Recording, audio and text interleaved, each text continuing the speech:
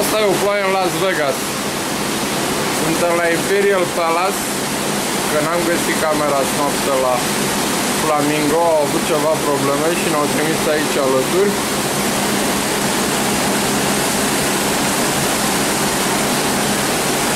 Și acolo am venit noi cu mașina seară.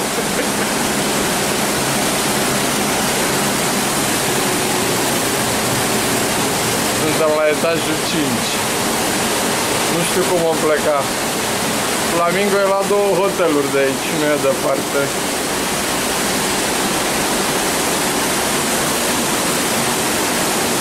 Ca să vedeți o ploaie în Nevada ce face.